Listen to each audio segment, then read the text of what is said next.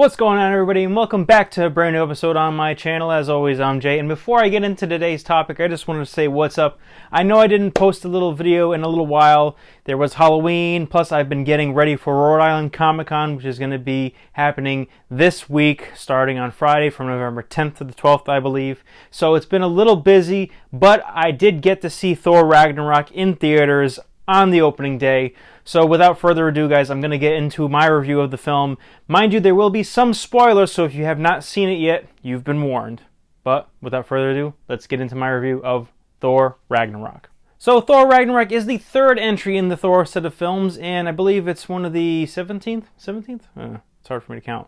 Well, it's this number of films in the Marvel Cinematic Universe, and I gotta tell you guys, this one has raised the bar even more so. I mean, the first two Thor movies, they weren't bad. I actually preferred the first one as opposed to the second one because it had a sword and a stone type of feel, and it was kind of a story about learning to be humble a little bit, and I really connected with that. But the second one kind of strayed away from what I feel like Thor should have been. I know that it was done by people who had done some episodes of the Game of Thrones series, but it didn't work in tone necessarily.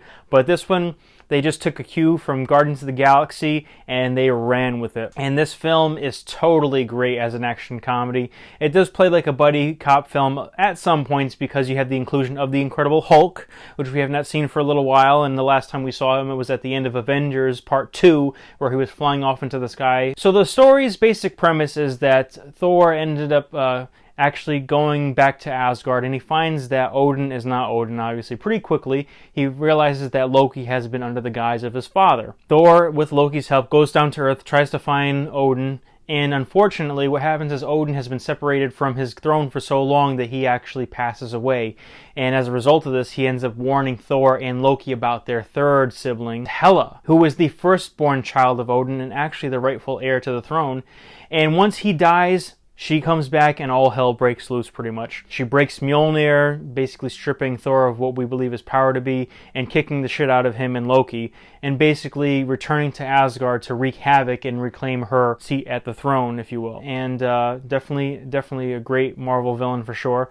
Of course, throughout the course of the story, you're seeing Thor trying to get back to Asgard to beat her, to fight against her and everything, assembling a team which consists of Hulk, Valkyrie, and Loki, of course. And, you know, it was just such a fun, wild ride. It's really hard to pinpoint the different parts of this film that I really can say stand out so much, but I really did like a lot of different things that they did, and this was kind of a shell shock for any fans of Thor up until now. I mean, like I said, they broke Mjolnir, they ended up breaking tone for the films, and, you know, we see different characters come in and out of here, and they're basically, like, shifted to another way of thinking and everything, or they're just totally not how we remember them for the most part. I mean, Loki's mischievous and Thor is pretty much a meathead to the extreme now in this one because it's more of a comedy, but it definitely works on many different levels. Some of my favorite parts of the film were definitely seeing Thor and the Hulk kind of be on Sakaar, which, if any of you guys remember from the Planet Hulk series, that's the planet that Hulk was stranded on and actually took over in gladiatorial combat and whatnot. We have the dealings of the Grand Master, where, you know, he puts Thor into gladiatorial fighting. We meet Korg, who was hilarious and voiced by the director, who, fun fact, the director was actually in the Green Lantern film as Hal Jordan's friend, who he actually shows the suit off to and everything, which I thought was very weird. And I remember seeing press and everything, I'm like, I recognized him a little bit, but I didn't completely realize who it was until I actually read up on it. And it's crazy to think that a guy who was actually in a semi-terrible superhero film can come out and actually direct a really awesome, fun superhero film for the opposition. All in all, the film was great. I thought the comedy was dead on a lot of points, but then there were certain points where they could have just slowed down the comedy a little bit and actually been a little bit more serious, as some people have pointed out already on different videos, which I totally agree with. I thought it was insane how the fights ended up turning out. The visuals in this film are the best by far in any Thor film, or arguably any Marvel film, especially in the different frames where you're having flashbacks of the Valkyries fighting Hela, or when you're having Hela fighting these hordes of crowds and everything like that. And especially when Thor ends up laying the smackdown as the God of Thunder. And you know what? This film kind of brings back that kind of morale or humility, humble tale almost, with Thor and Odin trying to teach him how it is to be a ruler and everything. Full circle, if you will, because he has to do what's for the good of Asgard. And even though he does get his hammer destroyed, there's a point in the film where Odin even says, he's like, are you the god of hammers? Are you the god of thunder?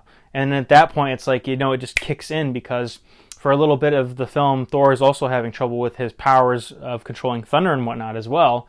And it comes in spurts here and there when he can actually use it to the full effect and advantage. But I also thought that was a kind of a neat little thing that they did in the film as well, where it was kind of tied to his morale and his belief and his confidence in himself. One of the things that freaked me out of the film, was the fact that Thor lost a freaking eye. I'm like, holy shit, Thor lost an eye. The cast was definitely great.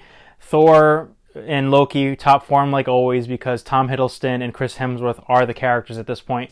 Anthony Hopkins, I was very sad because it was kind of a short-lived little snippet, kind of how it was for the Warriors 3. Sif was nowhere to be found in this film, but the other Warriors were like nixed in about 5 minutes flat, not even, when Hela started coming onto the scene. Scourge, by Carl Urban, kind of Weasley, kind of funny, but overall a good guy in the end. Sacrifices himself for the good of Asgard. Heimdall. Heimdall was freaking awesome in this film. Not to say that he wasn't a cool character in the past two, but I'm glad that they saw a part to, or an opportunity to actually expand his role and have him be more of an action figure and actually be kind of more of a key figure in the film, because I love Idris Elba. He's a great actor, and I am one of the people who is so for him being the next James Bond, if possible, or at some point in his life, because he is a kick-ass actor.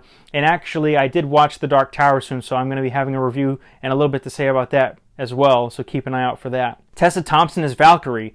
Great addition to the cast. She plays her character very well, very flawed, but also very kick-ass and strong character. Definitely a great addition to the Marvel family.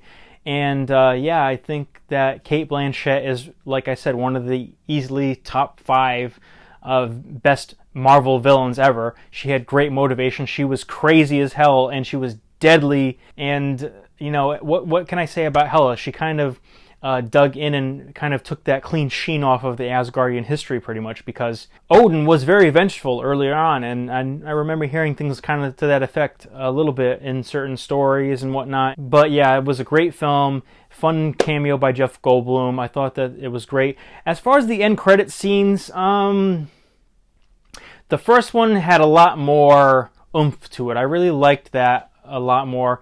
And I do feel like the second one was definitely a waste of time. It was kind of almost as if the whole Patience post-credit scene really hit the nail on the head in the Spider-Man Homecoming film, where Cap did say patience or whatever. Sometimes it leaves you without any satisfaction and whatnot, or of course I'm paraphrasing. But that's kind of what it felt like when I saw the second post-credit scene with the Grand Master getting out of his wreckage and whatnot. Again, guys, overall this film was so good. It was great and a great addition to the Marvel Cinematic Universe for sure. It wasn't the misfire that the second one was, and it definitely took it to new levels and raised the bar for sure for any Marvel film. The comedy was good, the action was great, the visuals were amazing. It looked the best out of all the Thor films so far, and they did have fun with it this time, and it is a fun, wild ride. It's definitely worth your money. I give it a 3.5 out of 5 stars. You're going to like it if you like anything Marvel, or if you like anything sci-fi related. This is definitely a film you don't want to miss. But anyway, guys, that's all the time that I have. Like, comment, subscribe, leave all the feedback below, even if it's negative feedback, and until next time, guys, take care.